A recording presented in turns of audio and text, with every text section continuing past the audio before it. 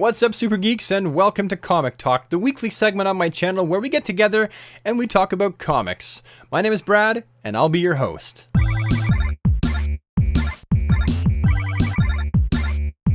Now for today, we're only going to be covering one issue, and that is going to be Superman issue number 30, and it's called Hopes and Fears. And it's also part 2 of the A Moment Longer storyline. So let's get right into it. Now here are both of the covers for this issue. I went with the one with Sinestro pushing down on a really tiny Superman because I feel like it exemplified the feel of the issue, if not the actual events of the issue. However, if you wanted to go with a cover that exemplified the actual events inside the comic, you could have gone with the one where Superman and Sinestro are both going head to head. It's technically Parallax versus Sinestro because Superman's not in control, Parallax is. Both excellent covers, and you can't go wrong with either one, in my opinion.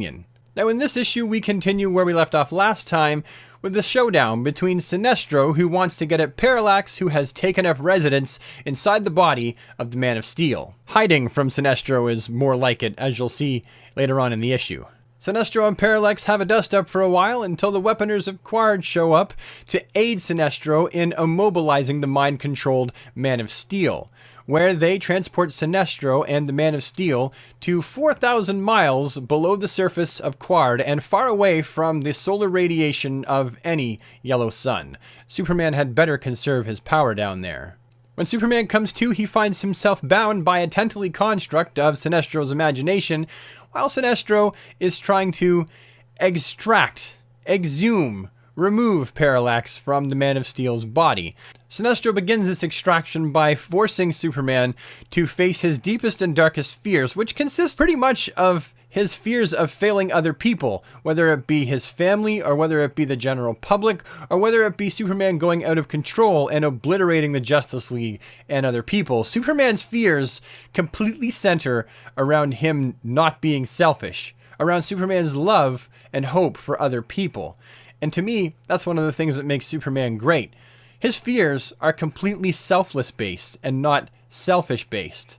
That's my Superman. Eventually, Parallax is excised from Superman's body, where Parallax hops from other body to other body until eventually he escapes in fear of Sinestro. Now, there's some events that happen that I'm not clear on because I don't own the comic.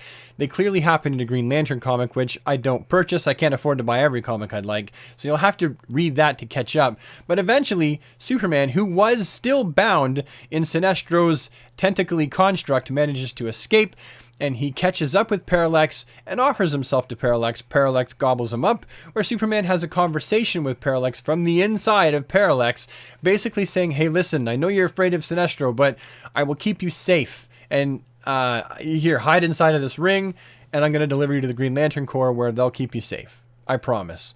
And so, in the ring goes Parallax like a genie in the lamp.